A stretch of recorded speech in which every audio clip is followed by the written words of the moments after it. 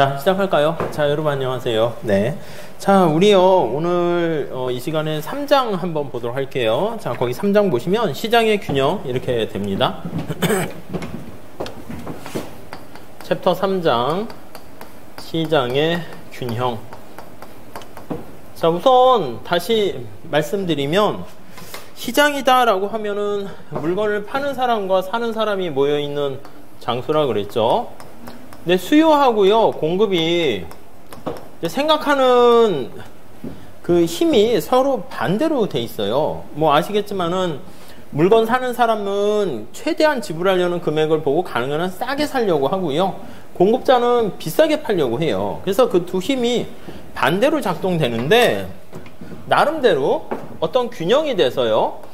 특히 가격이 아니면 수량이 딱 맞아떨어져서 더 이상 움직일 만한 요인이 없는 상태예요. 네, 그런 상태가 균형이다 이렇게 얘기했고요. 지금 그거를 좀 디테일하게 살펴보는 겁니다. 자, 그래서 첫 번째 1번 보시면 시장 균형의 분석 이렇게 나와 있습니다. 시장 균형의 분석 한번 보시죠. 자, 균형의 의미를 다시 한번 체크해 보겠습니다. 균형의 의미. 자, 거기 보시면 균형 가격 나와 있는데요. 위에 나와 있는 걸 다시 한번 볼까요? 자, 원래 이제 XJ에 대한 수요 함수 우리가 봤었는데 XJ 가격이 있고요. 또 영향 미치는 게 다른 재와의 가격이 있고요. 소득이 있고요. 뭐 기타 등등 이런 게 있었어요. 자, 그 다음에 이제 공급을 하려는 사람이 또 공급에 영향 미치는 게 XJ 가격이 있고요. 그 다음에 뭐 임금이라든가 이런 것들이 있고요. 아까 뭐 기술 수준이나 이런 것들이 있었습니다. 뭐 그 외에 등등등 있겠죠. 원래는 요거 두 개는 같은 게 아니야. 수요하려는 양, 공급하려는 양은 다르단 말입니다. 그런데 이게 여기서 이제 관심 있는 거 할 때는 이게 균형식에서는 요게 이제 똑같다는 거예요. 균형에서 공급량과 수요량이 이렇게 딱 이제 같아지게 되면 식이 이렇게 세 개가 생겨요. 그리고 여기 가만히 보니까 얘가 서로 이렇게 식에서 친구가 있는 거예요. 마찬가지로요. 얘와 얘가 이렇게 연결고리가 있는 거고요. 그리고 얘도 마찬가지예요. 아이고, 얘는 빼고. 여기요. X의 가격과 X의 가격이 또 연결고리가 있어요. 그러니까 이 식에서 서로 링크되고 있는 이런 관계에 있는 변수들을요. 우리가 모형 내에서 결정되는 변수다 해서 내생 변수다 이렇게 얘기하고요. 얘네들은 어떻게 해요? 친구들이 없잖아. 그래서 얘네들이 바로 뭐가 되냐면 이게 외생 변수다 이렇게 얘기를 합니다. 우리가 이제 수요 공급이 같다라는 것 때문에 여기 D와 S를 빼서 이걸로 놓고 풀 수가 있게 되는 거예요. 자, 그래서 밑에 균형 가격 나와 있는데 여기 한번 볼게요. 자, 밑에 그림 보시면 X에 대한 수량, X에 대한 가격 이렇게 있고요. 아까 말씀드린 것처럼 수요 곡선은 우하향하고 공급 곡선은 우상향해요. 그때 희소한 자원을 어떻게 엘로케이션 할 수 있는가를 볼 건데 밑에 그림 있는 것처럼 요게 가격이 이렇게 높다고 할게요. P1으로 가격이 이렇게 높은 P1인가요? 이렇게 있으면 이 가격에서 물건을 사겠다는 사람들은 이렇게 5명인데 공급하겠다는 사람들은 공급량은 15개 이렇게 됩니다. 이렇게 공급이 훨씬 더 많게 돼서 이것을 초과 공급 상태다 이렇게 얘기하고요. 물건을 판매 공급하려는 사람들이 훨씬 많으면 어떻게 하냐면 자기가 물건을 팔려고 해요. 제 거 사주세요. 그게 바로 이제 가격 하락으로 인하로 힘이 작동됩니다. 자, 만약에 P2의 가격이 이렇게 있다라고 하면은 반대로요. 자, 물건을 생산 공급하려는 사람은 가격이 너무 싸니까 5개만 공급하려고 해요. 근데 살려는 사람은 15명이나 15개나 살려고 해요. 수요가 더 많죠. 그래서 이 경우는 초과 수요가 발생한다라고 보시면 될 것 같고요. 그 결과 가격은 당연히 올라가요. 자, 그래서 여기 P스타가 가게 되면은 이 가격 하에서는 물건을 살려는 사람과 공급하려는 사람이 딱 일치하게 되고 그 결과 여기서는 균형 수량, 균형 가격이 결정된다라고 보시면 되겠습니다. 자, 그래서 밑에 거의 균형 가격 파트 보면 초과 공급, excess supply, excess demand 나와 있는 거 보시면 될 것 같고요. 요거를 균형 가격이라 그러고 균형 수량이다. 이렇게 보시면 되겠습니다. 뭐 간단한 예가 오른쪽에 나와 있는데 한번 살펴보도록 하시죠. 자, 연습삼아 수요 함수, 공고 함수가 보니까 그냥 QD가 마이너스 AP 플러스 B 이렇게 돼 있고요. QS가 거기 보시면 알파 P 플러스 베타 이렇게 돼 있습니다. 이렇게요. 그럼 아까 말씀드린 것처럼 균형에서는 수요량과 수요하겠다는 의사와 공급량이 같아요. 그래서 QD와 QS가 같다는 이 균형식이 또 하나 있어야 되는 거죠.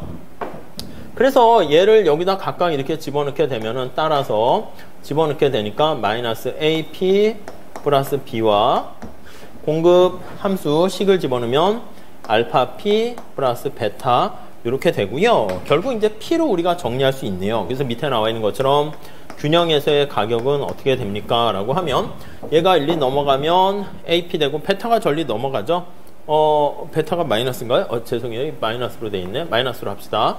마이너스로 합시다. 네, 좀 깔끔하게 하려고 그렇게 바꾼 것 같아요. 그래서 A 플러스 알파, B 플러스 베타 이렇게 되는 것을 확인할 수가 있겠습니다. 네, 그 정도 정리하시면 되겠어요. 그 중간에 거기 균형 거래량이 있고요. 그 다음 단락 보시면은 네, 균형이 이렇게 딱 결정되면 뭐 거기 시장 전체에 정부와 이런 것들이 교란 요인이 없게 되면 보통 이제 균형에서 많이 또 얘기를 하게 됩니다. 자, 마지막 단락 볼까요? 마지막 단락. 그건 참고로 보세요. 마지막 단락 보시면 여러분 어떤 거에 대한 가치는 밸류는 어떻게 결정이 될까요? 밸류라는 가치는 가치, 여러분 삶에 대한 가치, 생명의 가치, 아무튼 이거를 어떻게 측정할 것인가, 사과의 가치 이런 거 할 때요. 원래 이제 아담 스미스를 비롯한 고전학파 사람들은 뭐의 가치를 어떻게 측정하냐면 사과에 대한 가치와 바나나에 대한 가치다라고 하면 야, 사과 만드는데 사람이 몇 명 투입됐니? 5명 투입돼 가지고 사과를 하나 만들었다 칩시다. 근데 바나나는 10명이 투입돼서 바나나를 만들었습니다. 아니, 그럼 바나나 만드는데 더 많은 노동이 투입되고 많은 시간이 투입된 걸 알 수가 있어요. 그래서 맨 마지막 줄 밑에서 세 번째 줄 보시면 고전학파는 아담 스미스는 이것을 노동가치설이다 이렇게 얘기합니다. 그러니까 노동력이 바나나가 이렇게 2배나 있기 때문에 사과보다 훨씬 더 가치가 2배가 많다 이렇게 얘기하는 거예요. 그러니까 이거는 비용 측면에서 공급 측면에서 살펴보는 거죠. 그러니까 노동가치설은 이거 한 것처럼 생산과 관련된 투입 비용이 어떻게 되는가 거기에 의해서 결정된다 이거예요. 아니 근데 시장에서 가치가 있는 바나나를 시장에다가 공급을 했는데 사람들이 바나나를 별로 좋아하지 않아. 그러니까 얘는 공급 측면에서 보는 거죠. 공급 측면에서 보는 건데 물건 사는 사람들도 고려해야 되지 않습니까? 그래서 수요 측면도 사실은 봐야 된다고요. 사람들의 선호를. 그래서 거기 보시면 맨 마지막 줄에 보시면 네, 신고전학파 한계 효용 이론에서는 상품을 소비할 때 생기는 주관적인 효용 그거요. 그러니까 물건을 사는 소비자들의 효용 측면도 이제 생각을 써야 돼요. 이게 만족이 되는 거죠. 아니 나 바나나 별로 먹었을 때 만족이 크지 않은데 사과는 만족이 큰데 이렇게 되면 바뀔 수 있어요. 그래서 얘는 수요 측면에서 이제 살펴보는 겁니다.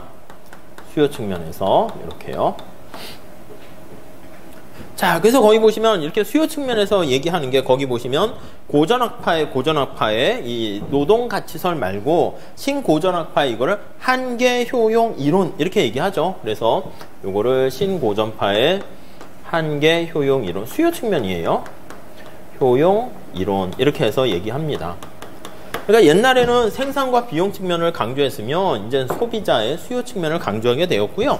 알프레드 마샬은 맨 마지막에 나와 있죠. 야, 그럼 어떻게 이게 공급 측면의 공급 곡선과 수요 측면의 수요 곡선은 이거 하나의 가위의 양날 비슷한 게 어느 한쪽만 놓고 보는 게 아니라 공급과 수요를 같이 우리가 고려를 해야 된다라고 생각을 하게 되었고요.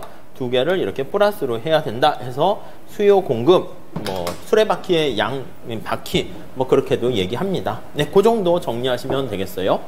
자, 다음에 부분 균형과 일반 균형 한번 볼게요. 저기 이제 균형 가격 이렇게 있고요. 두 번째는 부분 균형과 일반 균형 이렇게 있습니다. 자, 부분 균형 분석이다라고 하면은요, 이게 파셜이니까 어느 하나의 시장만 놓고 보는 겁니다. 자, 거기 밑에 거기 보시면 제일 마지막 달러에 보시면 굵은 고딕체가 있습니다. 파셜 이렇게 나와 있는데 어느 한 시장만 놓고 보는 거예요. 그래서 위에 첫 번째 달러에 네 번째 줄 볼까요? 사과가 있고 뭐 이래요. 그래서 우리가 시장이다라고 하면 사과 시장만 하나 이렇게 따닥 있는 게 아니라고요. 사과 시장 외에 거기 보시면 수많은 시장과 관련이 있는 뭐 배 시장, 그 다음 포도 시장, 또 더 나가서 바나나, 딸기 시장, 이런 것들이 서로 다 관련이 있습니다. 아니면 사과를 먹을 때 사과를 깎아 먹는 칼 시장 이런 것들도 있고요. 그래서 우리가 분석을 할 때 여기 나와 있는 것처럼 내가 관심을 갖는 이 사과 시장 하나만 놓고 돋보기로 살펴보는 거, 그걸 부분 균형 분석이다 이렇게 얘기를 하고요. 일반 균형 분석은 뭐냐면 사과 시장만 놓고 보는 게 아니라 사과랑 관련이 있는 모든 시장을요 말 그대로 다 보는 거예요. 그러니까 다른 시장의 상호 의존적인 관계를 이렇게 할게요. 일반 균형 시장은 분석은 다른 시장까지 영향 미치는 상호 의존적인 요거를 동시에 다 고려를 하는 겁니다. 네, 그게 일반 균형 분석 이렇게 보시면 되겠어요. 당연히 우리가 나중에 일반 균형 분석 살짝 볼 건데 일반 균형이 더 복잡하지 않을까요? 네, 그렇습니다. 네, 그 정도 정리하시죠. 그래서 밑에 일반 균형 분석 바로 위에 가보시면 이와 같이 상호 연관을 명백히 인정하고 이걸 포괄적으로 다 고려하는 시장을 일반 균형 분석 이렇게 얘기를 합니다. 네, 그 정도 보시고요. 다음 균형의 변화 볼게요. 자, 우리가 이제 균형이라는 개념을 받고 아까 뭐 지난 시간에 잠깐 얘기한 것처럼 외부적인 충격이 변했을 때 균형이 어떻게 변하는가 그걸 얘기하려고 합니다. 자, 그래서 첫 번째 줄 볼게요. 맨 마지막 째 줄에 지금까지 우리는 수요에 영향을 주는 다른 요인들이 변화가 없고 오직 그 상품의 가격만이 변화한다라는 가정하에서 얘기했어요. X의 가격이 있고 여기 X에 대한 수요량이 있으면 여기 수요 곡선이고 공급 곡선이 있거든요. 그때 지금 여기서는요 이 가격만 오르락 내리락 한다라는 걸 봤었어요. 근데 그게 아니라 가격 이외에 우리가 고정되어 있다는 세터리스 페리부스라고 하는 다른 요인들이 변화했을 때 뭐가 어떻게 달라지는가 한번 볼게요. 그래서 첫 번째, 자, 우리 오른쪽 가보시면 43페이지요. 두 번째 단락 볼게요. 자, 소득 수준이 증가하거나 아니면은 거기 있는 것처럼 인구가 증가했다고 합시다. 그럼 사람들이 많아지잖아요. 소득도 많아지고. 그럼 이게 공급에는 영향이 없다니까요. 공급에는 아무런 영향이 없고요. 수요에 영향을 미치는데 수요에 긍정적인 영향을 미칩니까? 부정적인 영향을 미칩니까? 라고 하면은 수요에 긍정적인 영향을 미쳐요. 그래서 수요가 이렇게 증가한단 말이죠. 그러니까 소득이 증가하니까 주어진 가격에 대해서 물건을 더 많이 사고 willingness to pay가 높아지게 되니까 수요 곡선이 우측으로 이동합니다. 자, 우측 이동하게 되면은 우리가 이제 변화 전과 변화 후를 비교하는 거예요. 변화 전에는 균형점이 0점이었는데 변화 후에는 1점 이렇게 됐어요. 그러면 가격은 올라가고 그 다음 거래량은 증가하네 이런 것을 알 수가 있죠. 뭐 그렇게 분석하는 겁니다.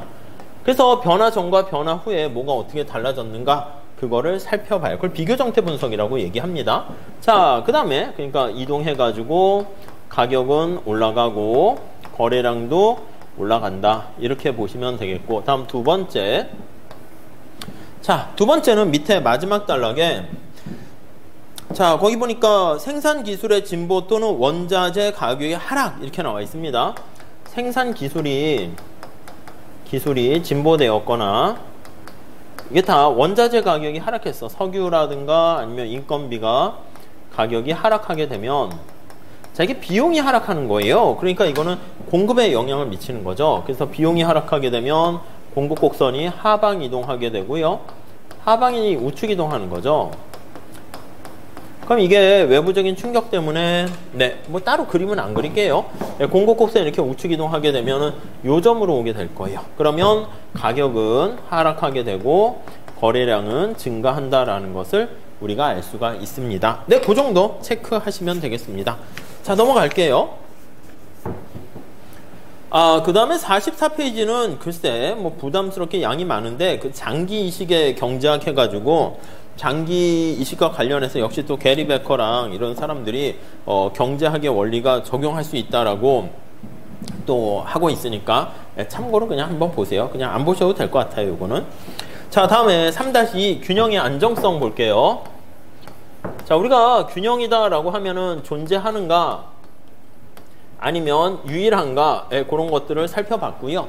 그 다음에 살펴본 게 균형의 안정성. 기억나세요? 우리가 균형 상태가 이탈됐을 때 얘도 균형 상태고요. 얘도 균형 상태인데 얘는 우리가 이탈되었을 때 원래 상태로 되돌아오니까 스테이블하다 이렇게 얘기했고요. 얘는 언스테이블하다 이렇게 얘기를 했습니다. 이 얘기를 지금 하려고 해요. 아셨죠? 자, 여기서 세 번째 줄 보시면, 자, 두 번째 줄 끝에 균형에서 이탈됐을 때요, 원래 균형으로 되돌아오는 경향이 있을 때 이런 것을 안정적이다 이렇게 얘기하고요. 돌아오려는 경향이 없고 계속 멀어지게 되면 그걸 불안정적이다 이렇게 얘기합니다. 그래서 균형의 안정성은 또 동적 안정성과 정적 안정성 그렇게 얘기하는데, 거기에는 시간이라는 게 들어갑니다. 타임이라는 게 동적 정적은 들어가요. 타임 패스라는 게 들어갑니다. 그 정도 우리가 한번 살펴보도록 할게요. 자, 다음 페이지 정적 안정성부터 한번 살펴보도록 하겠습니다. 우리 저쪽 가서 보도록 하시죠. 자, 우리 이쪽으로 오시면, 자, 우선 정적 안정성 이렇게 돼 있어요. 여기 이걸 좀 쓰면 되겠지만, 네, 다시 한번 써보죠. 정적 안정성.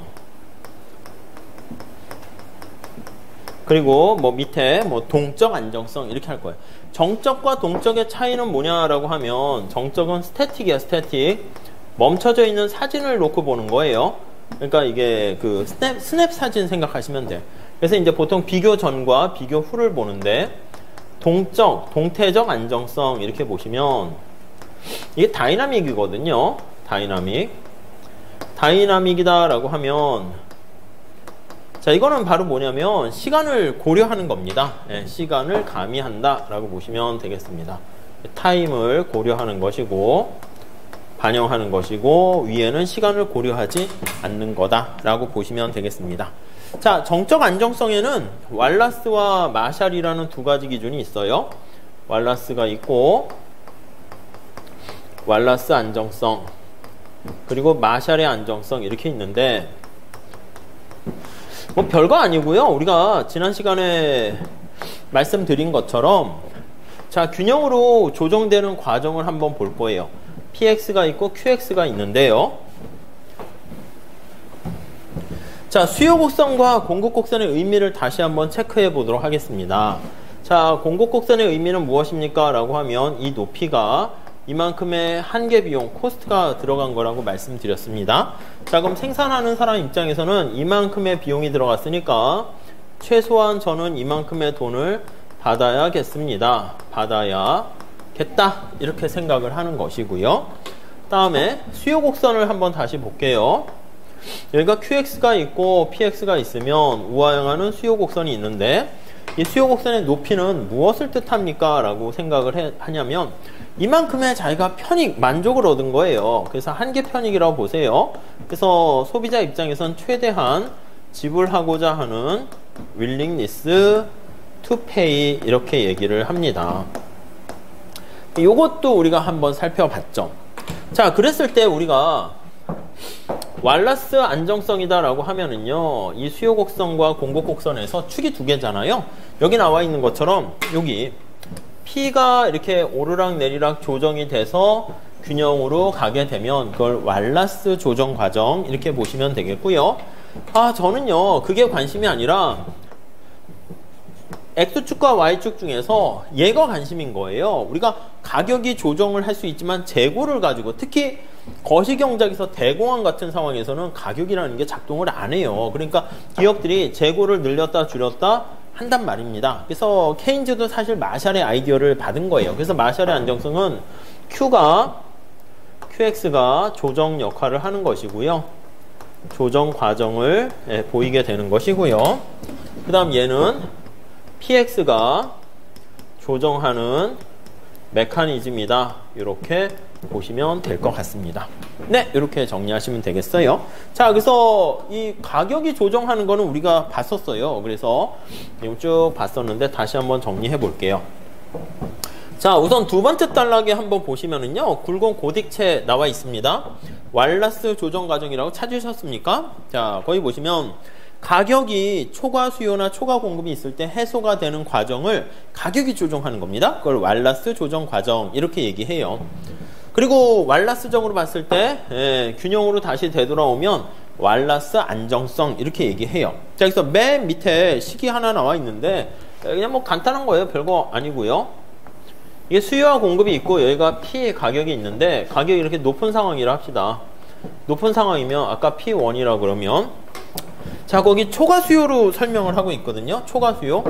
자, excess demand라고 하면은요, 이건 뭐냐면 수요에서 공급을 빼는 거야. 그래서 D-S라고 할게요. 이거를 초과 수요라고 얘기합니다. 그래서 여기 보시면 가격이 P1일 때는 자, 이게 초과 공급이라고 아까 말씀드렸잖아요. 공급이 수요보다 많으니까. 이걸 뒤집어서 다시 얘기하면 초과 수요는 0보다 작다 이렇게 된다고요. 초과 수요는 D-S가 초과 수요인데 0보다 작아요. 그러니까 당연히 공급이 수요보다 많으니까 초과 공급 상태다 이렇게 되는 것이고요. 자, 그래서 만약에 오른쪽에 그림이 쭉 나와 있는데 만약에 가격이 P2면 P2에서는 요만큼이 초과 수요가 된다고 그랬죠? 예, 그걸 직접 쓰면은 초과 수요가 0보다 크다 이렇게 되는 거죠. P2일 때는 네, 여기 나와 있는 것처럼 초과 수요가 D-S인데 얘가 0보다 크다 이렇게 돼 있습니다. 자, 그래서 이게 초과 수요를 좀 그래프로 표현을 해볼까 해요. 그래서 밑에 오른쪽 그림이 나와 있는데 수직축을 요 P로 맞췄어요. P로 맞췄는데 저는 옆에 그릴 수 없으니까 밑에다 그릴게요. 여기가 P로 정리해 놓고 초과 수요가 어떻게 되는가 이거를 관계로 나타낸 거예요. 자, 그래서 가격이 P1일 때는 여기 보시면 여기가 이제 균형이죠. 점점점점점 이렇게 되는 거니까 P스타일 때는 여기가 P스타라고 할게요. P스타일 때는 초과 수요가 없어. 그러니까 초과 수요가 없으니까 여기가 되는 거죠. 여기가 되고요. 빵 이렇게 되고요. 가격이 P1일 때는 얘가 P1이라 할게요. 초과 수요가 마이너스야. 그러니까 마이너스니까 초과 수요가 이쪽이 플러스고요.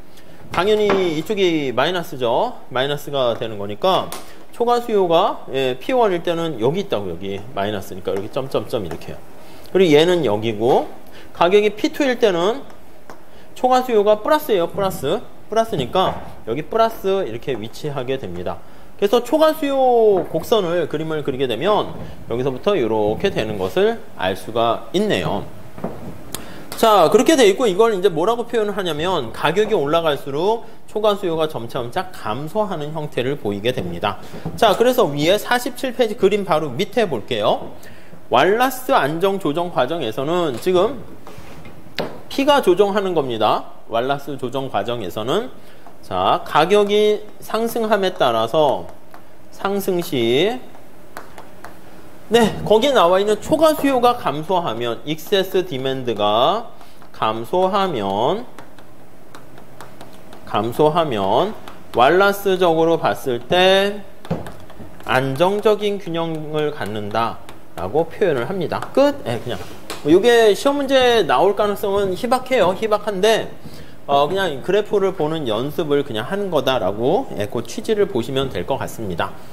자, 그렇게 정리하시면 될 것 같고요. 그 다음 밑에는 내용을 쭉 한번 보시면 될 것 같습니다. 가격이 조정 역할을 담당합니다. 자, 그런데 마지막 단락 볼게요. 주택시장의 경우 이렇게 나와 있는데 주택 같은 경우에는 거기 나와 있는 것처럼 두 번째 줄 보시면은 주택의 공급 곡선도 우상향하는 모양을 갖기는 하는데 집을 짓는 데는 시간이 좀 걸립니다. 그래서 공급량의 변화가 좀 속도가 느릴 수밖에 없어요. 타임렉이 존재해요. 근데 수요량 같은 경우는 이제 빨리빨리 증가했다, 감소했다 그럴 수 있습니다. 자, 그런 경우에 48페이지에 가보시면은요, 이렇게 시장에 불균형이 생기는 경우에는 그래서 거기요, 가격이 조정되는 게 아니라 생산량 변화가 조정을 이루는 경우가 있습니다. 그게 이쪽에 오시면 이게 마샬의 조정 과정, 마샬의 안정성 이렇게 얘기합니다. 그래서 생산량이 조정되는 거죠. 생산량이 증가했다, 감소했다 해서 조정되는 과정을 보인다 라고 보시면 돼요. 그래서 네 번째 줄 보시면 마샬은 생산량의 변동이 조정의 중심 역할을 한다라고 해서 그걸 마샬리안 안정성, 스테빌리티 이렇게 표현을 합니다. 자, 그래서 요거를 이제 쭉 보시게 되면은요, 다음 페이지 가보시면 요걸로 보시면 돼요. 요거 다음 페이지에는 그냥 동적 안정성이니까 저는 조금만 더 설명 한번 드려볼게요. 예를 들어서 아까 살짝 말씀드렸는데, 자, 여기를 한번 보세요. 자, Q가 조정 과정을 하는 거예요. 자, 공급 곡선이 이렇게 있고요. 수요 곡선이 이렇게 있습니다. 여러분 만약에 공급량이 거래량이 Q0, Q1이라 할게요. 이렇게 있다 합시다. 의미를 한번 파악해 보세요. 자, 수요 곡선의 높이는 의미가 뭐예요? 예, 맞아요. 수요 곡선의 높이는 소비자가 이만큼의 편익을 얻게 되니까 내가 최대한 지불하려고 하는 가격이 이 높이다 라고 생각을 하시면 되겠고요. 공급 곡선의 높이는 이게 뜻이 뭐예요? 아, 그쵸. 공급 곡선의 요 높이는 공급자 입장에서 봤을 때는 비용이 이만큼 드는 거야. 그래서 나는 최소한 이만큼은 받아야겠다 라는 거예요. 그러니까 받고자 하는 사람은 요만큼만 받아도 되는데 주려는 사람이 저렇게 많은 돈을 주려고 해요. 이건 뭐냐면 사람들이 필요로 한다는 거예요. 그러니까 거래량이, 생산량이 증가해요. 자, 반대로요. 자, 이게 Q2라고 합시다. Q2. Q2에서는요, 돈을 지불하려고 하는 사람은 최대한 소비자 입장에서는 이만큼까지 돈을 낼 생각이 있어요. 맥스 이렇게 지불하려고 하는 금액이. 근데 돈을 받고자 하는 사람은 공급자인데 저는 최소한 비용이 이만큼 들어갔으니까 최소한 이만큼은 받고자 한다고요. 아니, 받으려고 하는 사람은 최소한 이만큼 받아야 되는데 주려고 하는 사람은 요거밖에 줄 생각이 없으니까 뭐 거래와 계약이 체결이 안 돼요. 이렇게 감소한단 말입니다. 그래서 이제 Q스타가 되면은 보시는 바와 마찬가지로 최대한 지불하려고 하는 금액과 받고자 하는 금액이 딱 일치하게 돼서 여기가 이제 균형이 된다라고 생각을 하시면 되겠어요. 이게 바로 Q가 조정되는 과정을 마샬리안 안정 조정 과정 이렇게 보시면 될 것 같고요. 네, 이 정도만 보시죠 우선. 그래서 여기 보시면 원래 상태로 이렇게 이탈됐을 때 되돌아오니까 이거를 마샬리안 안정성 이렇게 얘기합니다. 이렇게. 그래서 왈라시안 안정성과 마샬의 안정성 뭐 살짝 체크하시면 되겠어요. 자, 그 다음에 우리 거기 보시면 동적 안정성은 이게 다이나믹이라는 말을 쓰게 돼요. 저기까지 가긴 거니까 밑에 나와 있죠. 그래서 여기다 씁시다. 동적 안정성. 얘 거미줄 모형 해가지고 우리가 많이 얘기를 합니다. 네, 그래서 살짝 보시면 시간이 들어가 있는 겁니다. 자, 우선 첫 번째 경제학에서 동적이다라는 다이나믹이다라고 얘기하면요, 이건 시간이 여기 가미되어 있는 거예요. 타임이 반영돼 있다 이렇게 보시면 될 것 같습니다. 시간이 고려돼 있다 라고 보시면 되겠고요. 근데 그 시간이 연속적이냐 단속적이냐 이산적이냐 디스크리트하냐 컨티뉴어스하냐에 따라서 좀 달라지는데, 연속적 이건 뭐 경기 변동 같은 거 할 때 많이 또 쓰고요. 우리는 거기 보시면 거미줄 모형을 가지고 얘기하려고 합니다. 거미줄 모형. 모양 자체가 균형으로 조정되는 과정이 거미줄 같이 생겼다 이렇게 얘기해요. 주택시장에서도 뭐 비슷하게 거미줄 모형을 벌집 모형해서 쓰기도 해요. 자, 우선 첫 번째 줄 보세요. 마샬은 거기 보시면 수요량과 가격의 조정 속도에 비해서 공급량의 조정 속도가 매우 느리다 이렇게 얘기합니다. 그래서 수요량과 가격은 빠르게 밑줄 치세요. 순간적인 반응을 보이는데 공급량은 한 타임 지난 다음에 반응을 하게 돼요. 자, 그래서 밑에 거기 식을 한번 잘 보시면 수요량은 시간에 의해서 영향을 받는데 타임을 집어넣은 거예요. 그래서 마이너스 알파 pt 그 t기에 바로 그 현재 시점에서의 그 가격과 이런 것들이 영향을 미쳐요. A로 해야겠네요. 이렇게.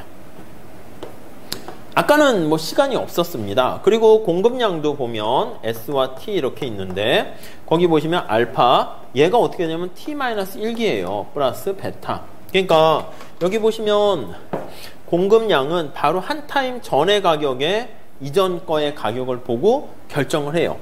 우리도 보통 그렇지 않습니까? 뭔가 숙련 노동자를 양산하는 거 할 때도 보통 그래요. 와, 공대가 문과보다는 취업이 잘 돼. 그러면 이제 공대를 확 가게 되면은 졸업할 때쯤 되면 이제 너무 많은 사람들이 와가지고 또 취업이 잘 안 돼. 그러면 이제 또 막 왔다 갔다 하는 거죠. 그렇습니다. 그래서 T-1기에 영향을 미치고 수요량은 바로 즉각 그 단기의 가격에 영향을 미친다. 거기에 초점 맞추시면 되겠습니다. 자, 그래서요, 다음 페이지에 그림이 나와 있는데 그림 가지고 한번 잘 좀 체크해 보도록 하시죠.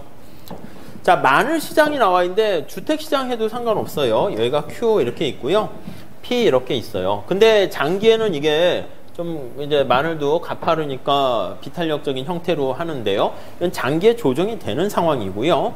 그 수요는 이렇게 즉각 변해요. 자, 근데 처음에 Q1이라 합시다. Q1. 자, 처음에 이제 내가 이제 Q1에서 생산량이 이만큼이 딱 됐어요. 그럼 눈을 왔다리 갔다리 좀 보셔야 돼요. Q1일 때 한번 볼게요. 이만큼 생산 공급됐어. 아니, 그러면 공급량은 받고자 하는 사람이 이만큼인데 사람들이 우리 아까 봤잖아요. 지불하려고 하는 윌링리스 투 페이는 이렇게 높아요. 그럼 가격이 올라간다니까? 그래서 거기 보시면 P1으로 가격이 형성되는 거예요. P1으로 가격이 형성돼서 A점 이렇게 됩니다. 그러면 소비자들은 당연히 P1 가격에서는요, 수요량이, 소비량이 요만큼 되는데요. 그래서 그만큼 하려고 하는데 공급자들은 어떻게 됩니까? 라고 하면은요, 가격 이걸 보고 와 해서 대량으로 생산하는 거예요. 그래서 이 가격에서 공급량이 이만큼까지 이렇게 늘어나요. 그 공급량이 어떻게 되냐면 거기 나와 있는 것처럼 Q2로 이렇게 생산량이, 공급량이 증가하게 돼요. 그 이만큼 공급이 딱 되면 이걸 다 팔리려고 하면은 이 공급량에 대해서 소비자들은 얼마까지 돈 낼 생각이 있습니까? 하면은 이 수요 곡선 높이죠. 저는 최대한 이만큼밖에 공급 안 할 건데요. 이렇게 되니까 생산자들이 뭐야? 나는 최소한 이만큼 받아야 되는데 해서 이게 안 팔리니까 그 다음에는 또 생산을 확 줄여요. 되게 좀 변덕스럽죠? 그래서 생산량이 이렇게 확 줄어요. 이렇게. 또 확 줄게 되면 이제 생산량이 거기 Q3 이렇게 되죠. 가격은 여기서 이렇게 되는 거죠. P2 가격 이렇게 돼요.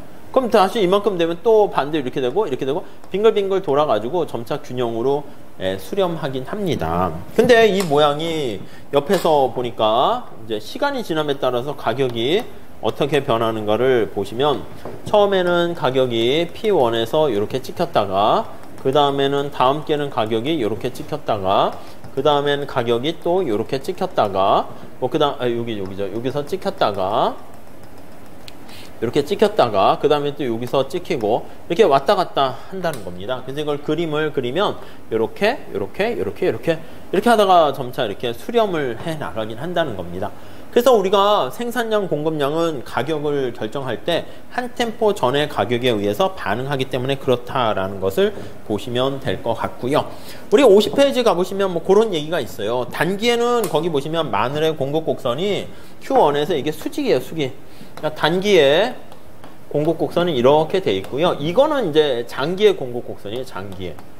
단기의 공급 곡선이 이렇게 쫙 이렇게 있다가 가격이 이렇게 되면 생산을 급격하게, 단기에 우리가 마늘을 많이 심었는데 갑자기 다 갈아엎을 수는 없잖아요. 그래서 와 해서 Q2까지 생산하면 이제 단기 공급 곡선이 여기서부터 이렇게 가는 거예요. 이렇게 갔다가 또 그 다음에 또 여기에 맞춰서 또 이렇게 해서 좀 줄어들었다가 이 거래량도 이렇게 늘었다 줄었다 하는 거죠. 그 다음엔 또 여기에 맞춰서 이렇게 됐다가 이렇게 왔다 갔다 합니다. 주어진 가격에 대해서 요점 각각의 균형점을 쭉 연결한 건 단기 공급 곡선이 되고요. 그래서 이것도 뭐 시험에 나올 가능성보다는 이렇게 수요 공급에 대한 시간 개념을 집어넣은 게 그래도 미시경제학에서는 유일하게 거미줄 모형이거든요. 그래서 뭐 나올 수도 있긴 하죠. 네, 응용할 수도 있긴 하죠. 네, 그래서 좀 잘 보시면 좋겠습니다. 자, 그래서 그림 밑에 50페이지 보시면은요, 그 내용 보시면 마지막 단락에 이걸 동적 안정성이다 라고 얘기를 하고요. 지금 본 것처럼 이렇게 공급 곡선의 기울기가 이렇게 좀 가파르잖아요. 네, 그렇게 되면 이게 균형으로 가요. 그래서 맨 마지막 제줄에 한번 보시면 공급 곡선이, 네, 이쪽에 갈게요. 공급 곡선이 수요 곡선보다 상대적으로 더 가파른 기울기를 갖게 되면, 찾으셨습니까? 밑에서 두 번째 줄에. 자, 그렇게 될 때는 우리가 안정적으로 됩니다. 그래서 뭐 이윤을 자세히 설명하진 않겠지만 일반적으로 공급 곡선의 기울기의 절대값이 수요 곡선 기울기의 절대값보다 더 크다라고 하면은 거미집 모형은 동적 안정성을 갖게 되는 것이고요. 만약에 기울기가 달라지면요. 뭐 그냥 한번 그려보시면 되겠죠. Q고 P인데요. 공급 곡선의 기울기가 완만해. 수요 곡선의 기울기가 이렇게 있다고 합시다. 좀 가팔라요. 이러면 이제 아까 얘기한 것처럼 여기서부터 시작해 볼게요. 여기서 시작하면 요 점이 찍혔다가 빙글빙글 돌리시면 돼요. 이렇게 갔다가 이렇게 갔다가 이 경우는 네, 균형으로 수렴하기보다는 점차 발산하게 되는 것을 알 수가 있습니다. 그리고 기울기가 두 개 똑같으면 어떻게 될까? 기울기 똑같으면 공급 곡선의 기울기랑 수요 곡선의 기울기가 이렇게 똑같이 돼 있다고 할게요. 얘가 수요, 얘가 공급. 그럼 살짝 생각해 보시면 네, 여기서 시작한다라고 하면 Q1에서 여기서부터 이렇게 해서 빙글빙글 네, 여기서부터 여기까지 뭐 이렇게 계속 순환되는 거를 알 수가 있을 겁니다. 이렇게. 그래서 발산하느냐, 수렴하느냐 계속 무한 반복되는가 그런 것들을 알 수가 있겠죠. 자, 이걸 임플리케이션을 찾게 되면은 우리 51페이지 두 번째 단락에 보시면 두 번째 줄에 주기적으로 일어나는 돼지 파동, 마늘 파동, 고추 파동 이런 거 많이 나옵니다. 그래서 다음 줄에 올해 가격만 보고 농민들이 거기 보시면 생산해서 그런 거예요. 농민들이 올해 가격을 보고 생산을 하는 거야. 근데 사실 현실에서는 좀 이렇게 농민들이 바본가? 이렇게 할 수 있는데 반드시 그렇게 근시안적인가? 마이오피아적인가? 그렇게 볼 수 있긴 해요. 근데 거기 보시면 오직 올해 가격만 보고 다음에 생산 계획을 세울 정도로 근시안적이고 맹목적이진 않을 건데요. 오랜 경험을 비춰보면은 이런 일이 많이 생기긴 한다는 거예요. 그래서 사람들이 보면은 우리 경제학에서 인간이 합리적이다라고 얘기를 하지만 또 반드시 그런 건 아닌 것 같다. 그래서 마지막 제줄에 인간의 합리성에 대한 한계가 있을 수밖에 없고 예기치 못한 일에 대해서 항상 대비 완벽하게 할 수 없기 때문이 아닌가. 그래서 합리적인 인간은 뭐 제한적이거나 좀 아닐 수도 있겠다. 비합리적이죠, 어떻게 보면은. 그렇게 보시면 되겠어요. 밑에 거기 보시면 거품 현상이 바로 요 거미집 모형을 가지고 얘기를 할 수 있어요. 주택시장의 어떤 이렇게 가격에 변동하는 거라든가 거기 보시면 버블, 거품 같은 거 버블 현상이죠. 요것도 거기 해당합니다. 왼쪽에 그 네 번째 줄인가요? 거기 보시면 우리가 나와 있네요. 정보가 완전 틀린 거라기보다는 매우 틀린 것이 아닌 한 가격은 그것의 내재 가치에서 크게 펀더멘털에 의해서 크게 변하지 않는데 근데 가격이 일시적으로 상식을 뛰어넘는 것처럼 크게 변할 수가 있습니다. 그게 우리는 버블이 되는 거예요. 그래서 다음 페이지 가보시면 버블, 그래서 뭔가 자산의 가격이 그럴 만한 이유 없이 갑작스럽게 올라갔다가 붕괴되는 현상. 그래서 거기 얘가 있죠. 참고로 보세요.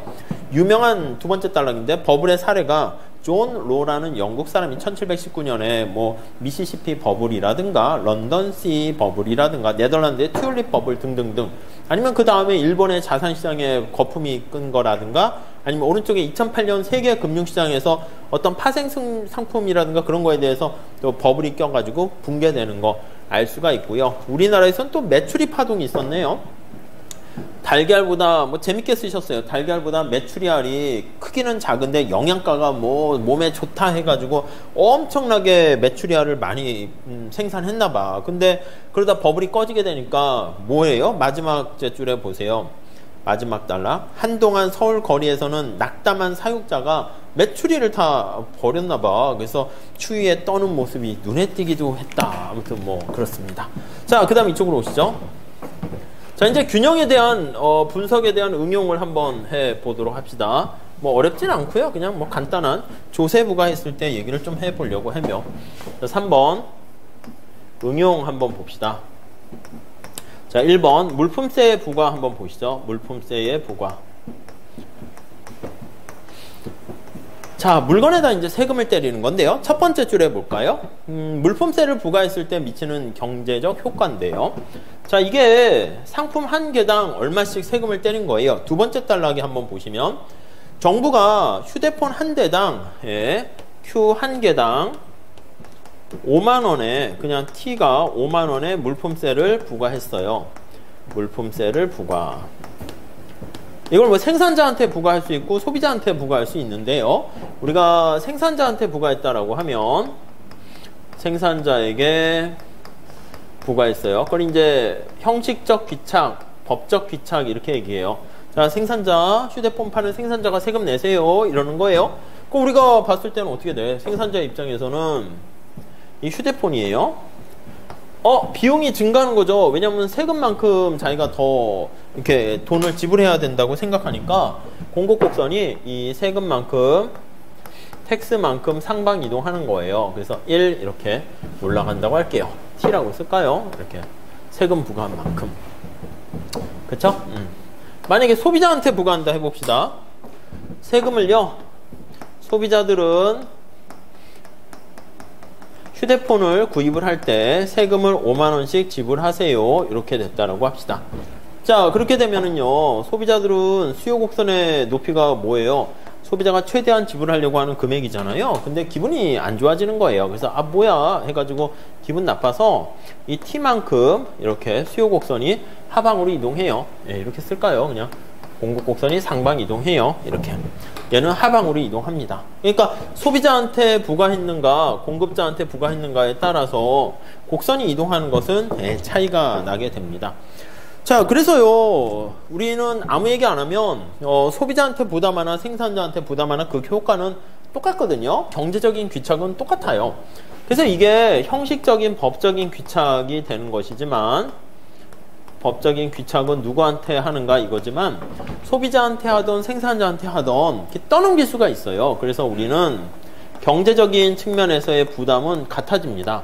그래서 경제적인 귀착은 동일해진다라는 것을 알 수가 있어요. 똑같아요, 효과는. 그래서 이제 하나만 볼게요. 그래서 책에서도 공급자, 생산자한테 부과하는 걸로 그냥 얘기합니다. 자, 그래서요, 그 세 번째 단락, 네 번째 단락에 보시면 수요 곡선이 우상향하기 때문에 공급 곡선이 상방 이동해도요, 그 5만원의 세금을 전부 다 부과시킬 수 없다라는 것을 보여주고 있어요. 그래서 다음 페이지에 그림이 나와 있습니다. 자, 그러니까 한번 보도록 하시죠. 그림을 보시면, 자, 여기가 Q, 휴대폰의 양이고요. 휴대폰의 가격이고요.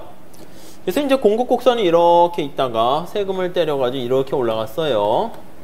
이렇게. 그쵸? 자, 수요 곡선이 이렇게 있습니다. 여기가 0이라고 할게요. 그러면 소비자가 내는 가격은 어떻게 되냐면, 여기 1 이렇게 돼서 1이 이제 소비자가 내는 가격이 돼요. 이렇게요. 자, 텍스를 부과하면 텍스의 크기가 이만큼인 거예요. 텍스의 크기는. 요 크기는 이만큼인 거예요. 같죠? 요 크기는 이만큼인 거예요. 이 텍스의 크기는. 소비자가 내는 가격은 텍스만큼 다 부과하는 게 아니라 이만큼. 여기가 이제 P0고 이거 P4라고 할게요. 소비자가 내는 가격은 이만큼만 올라가요. 노란 색깔이 파란 색깔보다는 작죠. 이게 5만원인데 이게 만약에 3만원 더 올라갔다 합시다. 그럼 소비자는 전체 5만원에서 조세 부과한 거 5만원을 다 내는 게 아니라 그 중에 일부인 3만원만 내요. 그럼 생산자는 어떻게 합니까? 라고 하면 생산자가 나머지 2만원을 또 내게 되는 겁니다. 여기가 2라고 할게요. 2 점점점점점 하게 되면은 생산자가 수취하는 가격은 요만큼 2만원 떨어져요. 그래서 이게 P생이라고 할게요. 자, 얘는 바로 뭐냐면 생산자가 받는 수취하는 가격이에요. 수취하는 가격. 그리고 이거는 이제 소비자가 내는 가격이에요. 소비자가 지불하는 가격이에요. 지불하는 가격. 아니, 근데 소비자가 왜 5만원 다 부과하는 게 아니고 저렇게 됐지? 생산자가 소비자한테 전부 다 떠넘기지 못하고요, 일부만 떠넘기게 된 거야. 3만원만. 왜냐하면 이 수요 곡선의 높이는 소비자가 최대한 지불하려고 하는 금액인데, 얘는 5만원까지는 이게 뭐 얼마지? P0까지는 낼 생각이 있었는데 가격이 올라가니까 일부 소비자들은 아 됐어 나 안 사 해가지고요, 소비량이 줄어드는 거야. 그래서 그 정도 이상 받아도 되겠다는 사람들만 물건을 사게 되는 것이고요. 그러니까 다 떠넘길 수는 없어요. 생산자가 일부 부담을 하게 될 수밖에 없어요. 자, 만약에 요거를 좀 응용해서요, 우리 책에 나와 있는데 기울기 가지고 좀 한번 생각해 보라고 돼 있는데, 자, 수요 곡선이 수직이면 어떻게 돼요? 수요 곡선이 수직이면 이렇게. 그럼 공급 곡선이 이렇게 있을 때 여기가 0이에요. 원래 처음 시작할 때 가격이요. P0. 공급 곡선이 상방 이동했습니다. 이렇게. 그럼 012를 찾아보세요. 012를. 자, 1은 어떻게 됩니까? 하면은 여기가 0. 새로운 이 공급 곡선하고요. 수요 곡선이 만나는 점이 1이에요. 여기가 1이야. 여기가 1. 2는 어떻게 됩니까? 하면 1에서 텍스 크기만큼 밑으로 내린 게 2예요. 그러면 1에서 텍스 크기만큼 내린 게 여기가 2니까 0과 2는 같아요. 얘가 생산자가 수취하는 가격은 소비자가 내는 가격에서 세금을 뺀 나머지인데 이때는 생산자가 수취하는 가격이 조세부가 전과 똑같은 걸 알 수 있습니다. 자, 그러니까 이 경우는 어떻게 돼요? 생산자는 조세 부담을 하나도 지지 않고요. 소비자 가격이 전부 다 5만큼 이렇게 올라가요. 소비자가 100% 부담을 진다라는 걸 알 수 있어요. 그래서 수요 곡선이 수직이면 네, 이러면 이게 이제 탄력성으로 볼 수 있죠. 그럼 수요의 가격 탄력성이 빵인 거예요. 그러니까 소비자에 대한 수요의 가격 탄력성이 빵이라고 하면 수요의 가격 탄력성이 빵이면 이게 담배랑 비슷한 거예요. 중독이 돼가지고. 그래서 소비자 입장에서는 가격을 비싸게 올려도요 다른 거 대체할 만한 상품도 없다는 뜻입니다. 그러니까 소비자 입장에서는 가격, 야, 이거 너 세금 부과할게. 아, 예, 그냥 저 다 살래요. 그러니까 탄력성이 크다라는 게 이제 바게닝 파워 힘이 세다는 건데 힘이 하나도 없는 거예요. 그래서 수요의 가격 탄력성이 빵이면, 그러니까 소비자는, 저는 이게 완전히 힘이 없는 상태예요. 힘이 없어. 이렇게 되니까 네, 소비자가 100% 조세를 부담한다라는 것을 알 수가 있습니다. 네, 요거 보시면 되겠고요. 자, 또 극단적인 경우를 한번 볼까요? 자, 만약에 수요 곡선이 수평이면 한번 볼게요. 수요 곡선이 수평이면 이렇게. 수평이에요, 수평. 그럼 이제 직관적으로 봐도 수요에 대한 가격 탄력성이 무한대 아닙니까? 가격이 조금만 변해도요, 이건 소비자가 안 사! 하고 휙 변한다는 거예요. 그러면 수요의 가격 탄력성이 무한대요. 탄력성이. 그러니까 클수록, 그러니까 소비자가, 수요라고 할게요, 수요. 소비자가 힘이 센 거예요. 바게닝 파워가 센 거야. 힘이 세! 그걸 뜻해요. 이렇게요. 자, 그렇게 되는 상황에서 공급곡선이, 공급곡선이 이렇게 있다가 세금을 때리게 되면 이렇게 갑니다. 이렇게요. 여기가 0, 여기가 1, 점점점 하면 여기가 2 이렇게 되는 것이죠. 자, 그러면 1이 소비자가 지불하는 가격인데 원래 가격과 소비자가 지불하는 가격은 똑같아. 이전의 가격이 뭐 50만 원이었으면 세금을 5만 원 때려도요, 소비자는 이전 가격 그대로 지불하게 되고요. 생산자가 받는 가격은 거기서 5만 원 빠지는 만큼 받게 됩니다. 이렇게 되는 것이죠. 자, 그러니까 이때는 어떻게 된다? 소비자가 힘이 엄청 세기 때문에 이때는 소비자가 전부 다 조세 부담을, 소비자는 안 지고 생산자가 전적으로 조세 부담을 진다라고 보시면 되겠습니다. 100% 조세를 부담한다. 이렇게 정리를 하시죠. 네, 이렇게 정리하시면 되겠습니다.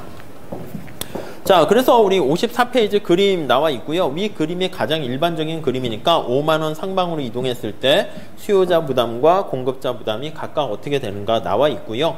그 다음에 수요 곡선의 기울기에 따라서 어떻게 달라지는가 나와 있으니까 좀 잘 체크하시면 되겠고요. 두 번째 줄에 가보시면 공급 곡선의 기울기에 따라서도 달라진다는 걸 알 수 있습니다. 그럼 여러분들이 한번 해보세요. 공급 곡선이 저 우상향 하는 걸로 해놨는데 한번 해볼까요? 참고로. 여러분, 공급 곡선이 수평인 경우 어떻게 될까요? 수요 곡선은 그냥 놔두고요. 공급 곡선이 수평이야. 이렇게. 그럼 텍스가 부과되면은요, 공급 곡선이 상방 이동하겠죠. 이렇게. 상방 이동해요. 그럼 0, 1, 2 찾으면 0, 1, 2 이렇게 돼요. 그럼 2가 생산자가 수취하는 가격인데 원래 가격하고 똑같습니다. 그러니까 공급 곡선이 수평이 되면 공급자는 하나도 부담 안 해요. 자, 다시요. 원래 얘가 0과 같은 P0인데 생산자가 수취하는 가격이고요. 이거는 소비자가 지불하는 가격이에요. 소비자가 조세를 다 부담하는 걸 알 수 있어요. 우리 탄력성으로 한번 생각해 볼게요. 공급곡선이 수평이면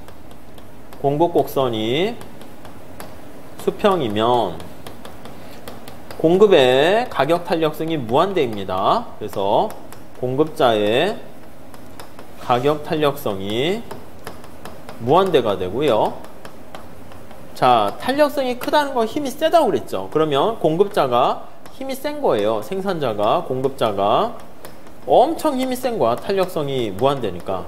엄청 힘이 세서 자, 세금을 전부 다 소비자한테 100% 전가를 시키는 거. 그러니까 생산자 입장에서는 이전에 받던 가격 하나도 부담되지 않고 똑같이 혜택을 얻게 돼요.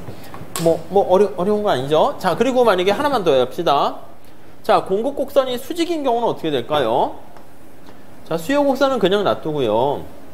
공급곡선이 수직이면 공급곡선이 이게 상방으로 이동해야 되는 거잖아요. 이거 간단한 거니까 한번 생각해 보세요. 얘가 P0인데 이 공급곡선이 상방 이동하면 이게 변화가 없단 말이야. 그러니까 이게 그림을 그릴 땐 그냥 놔두면 좀 안 보이니까 우리가 스킬을 써요. 그래서 이렇게 해서 이렇게 돼 있다라고 해서 하면 좀 편해요. 그러면 공급곡선이 상방 이동하면 쭉 이동을 해서 이렇게 되는 거야. S 플러스 T 이렇게 되는 겁니다. 그럼 새로운 공급곡선과 수요곡선이 만나는 게 1이니까 요거 두 개가 이런 식으로 똑같아집니다. 그래서 소비자가 내는 가격은 이렇게 같아지고요. 그러면 생산자 입장에서 받는 가격은 소비자가 낸 가격에다가 텍스만큼 이렇게 밑에 2가 여기에 위치하는 거죠.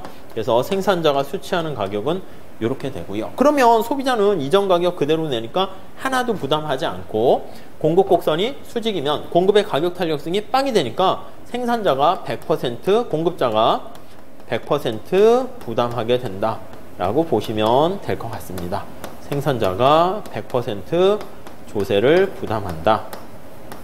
네, 이렇게 보시면 되겠어요. 어려운 건 아니지만 수요 공부에 관련된 그래도 가장 기본적인 응용 내용이다 라고 보시면 되겠고요. 밑에 보시면 밑에서 네 번째 줄에 전가라는 말 있잖아요. 그 떠넘기는 거예요. 그래서 이게 이제 강압적인 게 아니라 거기도 나와 있듯이 다음 줄에 가보시면 조세 부담이 전가된다 해서 공급자가 수요자에게 강제적으로 떠넘기는 게 아니라 경제적인 역학관계, 그게 바로 탄력성이야. 힘의 바게닝 파워에 따라서 자연스럽게 그런 결과가 나왔다는 점에 대해서 주의를 해보자. 다음에 마지막 제출에 종합하면 그거 별표하세요. 그게 결론입니다. 수요의 가격 탄력성이 작을수록, 자, 밑줄 치고 생각해 보세요. 수요의 가격 탄력성은 소비자가 가격에 얼마나 민감한가 이건데, 탄력성이 작다라고 하면 담배같이 대체할 만한 상품도 없고 힘이 없다는 뜻입니다. 그러니까 아니면 공급의 가격 탄력성이 클수록, 다음 페이지 첫 번째 줄 보시면 공급자가 힘이 센 거야. 그렇게 되면 소비자가 힘이 약할수록, 생산자가 힘이 셀수록 물품세가 가격에 반응될 때 누가 부담이 커진다? 소비자가 힘이 없으니까 두 번째 줄 소비자의 세금 부담 폭이 더 커진다. 이렇게 얘기를 할 수가 있겠습니다. 아셨죠? 그 정도 정리하시면 될 것 같습니다. 자, 그래서 세 번째 줄 다시 보세요. 예컨대 수요의 가격 탄력성이 0일 경우에 나와 있습니다. 가격의 상승폭은 정확히 5만 원이 되는데, 이때는 거의 밑줄 치세요. 당연한 거니까 안 해도 돼요. 수요의 가격 탄력성이 빵일 때라는 것은 소비자가 탄력성이 힘이 하나도 없을 때, 자, 그러니까 누가 모든 부담이 다 소비자에게 전가된다라는 것을 알 수 있고요. 반면에 수요의 가격 탄력성이 무한대일 경우에, 무한대 이렇게 되어 있습니다. 힘이 엄청 센 거야, 소비자가. 그럼 가격은 전혀 오르지 않고 부담의 전가는 소비자한테 일어나지 않고 생산자가 다 부담하게 된다라는 것을 알 수가 있습니다. 그래서 우리가 요거는 수요 공급과 관련된 응용이면서 탄력성을 우리가 연결시켜서 보기 위한 거니까 잘 좀 정리를 하셨으면 좋을 것 같습니다. 자, 그렇게 정리하시고요. 그 다음에 가격 규제 효과가 나와 있는데 요거 간단한 거니까 우리 여기까지 보고 다음 잠깐 쉬도록 할게요. 자, 이쪽 봅시다. 자, 다음에 자, 네 번째 가격 규제 한번 볼까요? 가격을 이제 규제하는 거예요. 통제한다라고 생각해 보시면 되겠어요. 규제한다라고 보시면 되겠어요. 정부가 시장에 개입을 하는 거죠. 자, 그래서 우리가 쭉 보시면 이게 이제 수요와 공급 곡선이 있잖아요. 이렇게 있는데 여기가 Q고요. 여기가 P입니다. 자, 그랬을 때 여기 나와 있는 Q를 가지고 이제 통제를 할 수가 있어요. 생산량을 어떻게 해가지고 이렇게 쭉. 여기 이제 수량 통제라고 얘기합니다. 수량을 통제할 수 있고요. 수량 규제라고 할 수 있어요. 나중에 국제무역 같은 데 가보면 뭐 수량 할당제에서 쿼터 이런 거 하는 게 바로 거기에 해당하고요. 아니면 가격을 통제할 수 있어요. 가격을 야 이걸로 해서 밑으로 내리지 마. 가격 상한선 뭐 이런 식으로 컨트롤을 할 수 있습니다. 그래서 이쪽을 가지고 통제하는 것을 가격 통제 이렇게 보시면 돼요. 균형 가격을 그 이상 아니면 그 이하에서 두 가지 통제할 수가 있어서 두 개를 다 볼게요. 자, 먼저 거기 보시면은요, 두 번째 줄에 그거는 경제학자들이 인정하는 건데 정부는 정치적인 혹은 세 번째 줄 보시면 다른 이유로 인해서 시장의 힘과 무모한 대결, 책에 무모한이라 했습니다. 대결을 시도하는 경우가 있다. 이 무모하다는 게 뭐냐면 각주 한번 볼까요? 자, 무모한 대결이라 표현을 했는데 그런 노력이 시장 내부에 존재하는 힘 때문에 원하지 않은 결과를 얻지 못할 뿐만 아니라 설사 가격을 억압하는데 성공했을지라도 여러 가지 부작용이 발생해요. 이제 크루그만 교수 같은 경우는 그걸 가격의 반발 뭐 이렇게 원론책에 나와 있기도 한데요. 자, 우리가 두 가지 통제할 수 있어요. 가격 상한제를 부과할 수 있고요. 고딕체로 나와 있죠. 가격 하한제를 설정할 수가 있습니다. 가격 상한제는 균형 가격이 너무 높다고 생각해 가지고요. 균형 가격보다 밑에서 가격을 컨트롤하는 겁니다. 네, 그래서 밑에 가격 상한제 효과 한번 보도록 할게요. 자, 그림을 한번 보시면 자, 다음 페이지에 그림 한번 보도록 할게요. 자, 이게 Q가 있고요. P가 있습니다. 수요 곡선이 있고요. 공급 곡선이 있습니다. 이렇게요. 자, 그런데 거기 보시면 균형 가격이 뭔가 너무 높다고 생각을 해요. 뭐 임대료 시장 같은 거, 주택 시장 같은 거, 월세 같은 거 생각하시면 되겠습니다. 자, 균형 가격이 너무 높으니까 가격의 하한선을, 상한선을 설정해서 당연히 실링 가격이라 합니다. 그래서 균형 가격보다 낮은 가격으로 상한선을 설정해야지 의미가 있음. 이렇게 되는 거죠. 네, 이렇게요. 자, 이랬을 때 어떠한 효과와 일들이 발생하는가 한번 생각을 해볼게요. 자, 우선 거기 보시면 55페이지 맨 마지막 줄에 보시면 가격 상한선을 설정하게 되니까 가격을 인위적으로 누르니까 공급자들은 공급량을 이렇게 줄이게 됩니다. 이렇게 공급량이 감소해요. 그리고 소비자들은 물건을 더 많이 사려고 해요. 싸지니까. 그래서 당연히 소비량은 이렇게 증가해요. 그래서 상한선이 있을 때 수요량, 상한선이 있을 때 공급량. 자, 이렇게 되니까 초과 수요가 발생합니다. 초과 수요 상태가 발생하게 돼요. 오케이, 되셨죠? 자, 여기서 첫 번째 우리가 알 수 있는 것은 1번 초과 수요가 발생해요. 그럼 초과 수요가 발생하게 되면은 이때 시장에 물건이 공급된 거는 요만큼 공급이 돼요. 그래서 밑에서 올려다 보면 소비자 입장에서는요, 이만큼까지 돈 낼 생각이 있다니까. 근데 거래량이 이거밖에 없으니까. 그래서 암시장이 생길 수도 있어요. 그리고 초과 수요가 생기니까. 두 번째로는 그래서 암시장이 생길 수가 있고요. 암시장이 발생할 수가 있습니다. 자, 그래서 우리 56페이지 첫 번째 줄 보시면 그 품귀 현상이라는 게 우리가 초과 수요 현상이 발생한다는 것이고요. 품귀 현상이라는 게 물건을 구하지 못하는 거네요. 다음에 거기 두 번째 줄 보시면 가격 상한제는 생활 필수품 가격이 너무 높아서 생계에 부담이 되는 것을 막겠다는 의도는 좋은 거예요. 계속 얘기하지만 정부가 가격을 통제하는 게 의도가 아니라 정부가 약자, 가난한 사람들을 위해서 정책을 실시하는 겁니다. 근데 예기치 못한 부작용이 발생한다는 걸 경제학에서는 알려주는 거죠. 세 번째 줄에 보시면 아니 이렇게 가격 상한제를 설정해가지고 세 번째 줄 끝에 소비자한테 실질적인 혜택을 가져다 주게 될지는 좀 잘 모르겠다는 겁니다. 그래서 두 줄 내려가 보시면 품귀 현상이 발생하니까 물건을 얻기 위해서요 막 줄 서야 되는 거야. 그러니까 줄서기까지 고려한 이 비용이 드는 거죠. 시간 비용은 뭐 돈 아닌가요? 그래서 거기 보시면 잘 나와 있습니다. 그 두 번째 달랑 마지막 줄 보시면 몇 시간씩 줄을 서야 간신히 쇠고기를 살 수 있는데 시간의 기회비용까지 포함한 시간 비용까지 고려한 거죠. 시간 비용까지 반영한 진짜 가격입니다. 그래서 실질적인 가격은 사실은 높을 수도 있다. 이렇게요. 높을 수도 있다. 이렇게 보시면 되겠고요. 다음에 또 밑에서 세 번째 줄 암시장이 발생할 수도 있네요. 블랙마켓이라고 하죠. 그래서 암시장이 형성되면요, 본의 아니게 진짜 가격을 더 비싸게 구입해야 되는 그런 문제가 생기기도 합니다.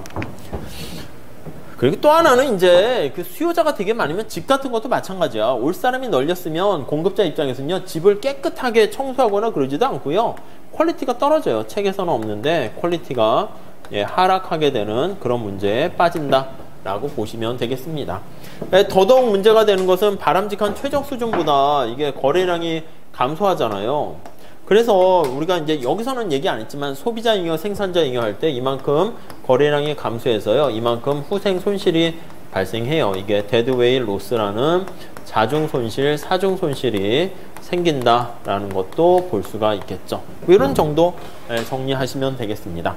여기서 이제 조금 더 응용하면 이제 수요 곡선의 기울기에 따라서 뭐 어떻게 달라지고 뭐 그렇게까지 하는데 그건 넘어가셔도 될 것 같고요. 다음 가격 하한제 효과 볼까요? 자, 이거는 보통 이제 노동시장에서 최저임금제를 가지고 많이 얘기합니다. 최저임금제. 자, 한번 볼게요. 자, 노동시장이니까 여기 똑같이 한번 볼게요. 노동이 거래되고 있어요. 노동의 가격이 임금 이렇게 있습니다. 근데 주의하셔야 될 건 뭐냐면 노동시장에서는요, 노동에 대한 수요와 공급이 있는데 노동을 공급하는 주체가 누구냐면 근로자예요. 근로자. 우리예요. 우리. 그러니까 우리가 이 상품 시장에서는 우리가 수요자가 되는데 노동시장에서 우리가 노동 공급자가 되고요. 노동의 수요자가 누굽니까 하면 기업이 노동의 수요자가 된다 라고 보시면 될 것 같습니다. 그래서 노동시장에서 균형 임금이 이렇게 결정돼 있는데 노동자가 받는 임금이 너무 낮다고 생각하는 거야. 그래서 임금의 하한선을 설정하는 거예요. 야, 이거 밑으로 임금 받지 마. 이렇게 얘기합니다.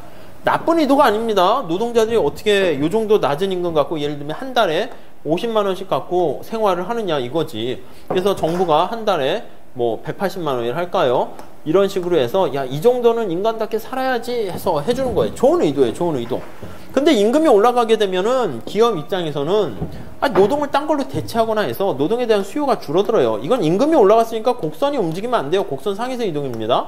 그래서 노동의 채용을 이렇게 뭐 5~5으로 줄여요. 근데 일을 하겠다는 노동의 공급자들은 임금이 올라가니까 와, 일을 해야겠다 해서 노동 공급량이 이렇게 15으로 증가합니다. 자, 물론 최저임금이 의미가 있으려면 위에 나와 있는 것처럼 균형 임금이 너무 낮기 때문에 문제가 발생하는 거예요. 그래서 임금의 하한선이 균형 임금보다 높아야지 의미가 있으면 당연한 얘기고요. 보통 이제 객관식이나 다른 시험에서는 뭐 낮은 경우로 해가지고 장난치는 경우도 있어요. 자, 우선 첫 번째.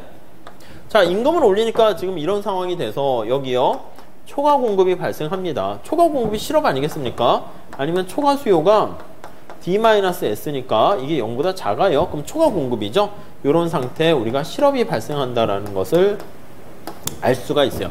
일자리를 이렇게 얻지 못합니다. 아니, 물론 취업한 사람은 뭐 도움은 되겠죠. 근데 일자리가 이렇게 박탈돼서 줄어드는 상황이 발생할 수 있고요. 근데 일자리를 얻지 못한 사람들이 또 누굽니까? 라고 하면은요, 거기 보시면 우리 두 번째 단락, 세 번째 줄에 나와 있는데, 미숙련 노동자들이 더 피해를 많이 봐요. 일자리. 숙련 노동자들은 뭐야? 최저임금 하게 되면은 최저임금에 영향 안 받는 경우 많잖아. 재벌, 대기업 이런 데 다니는 사람들은 뭐 최저임금 대상도 아니잖아요. 그러니까 이 실업 상태가 되는데 원래 사회적인 약자를 위해서 최저임금을 실시했는데 언스킬드된 미숙련 노동자들이 힘들어져요. 오히려 더 피해가 커집니다. 피해가 커질 수가 있고요. 물론 취업한 사람은 괜찮지만, 자, 더 나가서 위에 거랑 비슷하게 초과 공급으로 인해서 피해를 볼 수 있고, 여기도 암시장이 발생할 수 있습니다. 여기 가만히 보시면 일자리는 5개밖에 안 생기는 거야. 그러니까 우리 공급곡선 다시 한번 생각해 보세요. 근로자가 저는 최소한 이만큼만 받아도 되겠습니다. 이렇게 되는 거야. 그러니까 원래는 이만큼 180을 줘야 되는데 180 사인을 하고요. 이면 계약을 통해 가지고 사장이 나한테 야, 너 180 받고 내 통장에 130만 원 내놔. 그래서 이렇게 30만 원 이렇게 될 수도 있고 너무 이게 좀 커서 그렇긴 하지만 그러니까 노동자들이 최소한 받고자 하는 임금이 이만큼이니까 이렇게 착취를 당하고 이것도 암시장이 생길 수 있겠죠. 저요 겉으로는 180 받는 척 드릴 테니까 저를 채용만 시켜 주십시오. 저는 30만 원만 주셔도 됩니다. 그렇게 해서 블랙마켓이 생길 수가 있어요.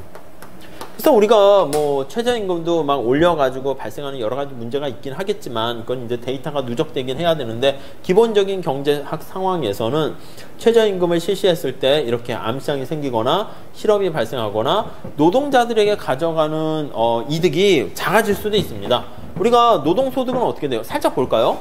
근로소득은 어떻게 됩니까? 라고 하면요. 노동자들이 얼마의 임금을 몇 명 채용이니 이거거든요. 노동자가 가져가게 되는 소득이. P 곱하기 Q 생각하시면 돼요. 그럼 노동자들은 여기서부터 P 곱하기 Q니까 원래는 최저임금이 없었을 때는 이만큼의 이득을 얻게 되는데 최저임금을 실시했어. 그랬더니 여기 나와 있는 것처럼 네 고용량이 줄어들었어. 임금은 올라갔지만 그럼 노동자가 갖게 되는 이득은 이만큼이에요. 노란 색깔이 이렇게. 그러니까 이걸 가만히 보면 파란 색깔보다 오히려 노동자가 갖게 되는 근로소득, 총소득이 줄어들 수도 있어요. 그래서 우리가 탄력성 얘기했잖아요. 탄력성. 잘 보세요.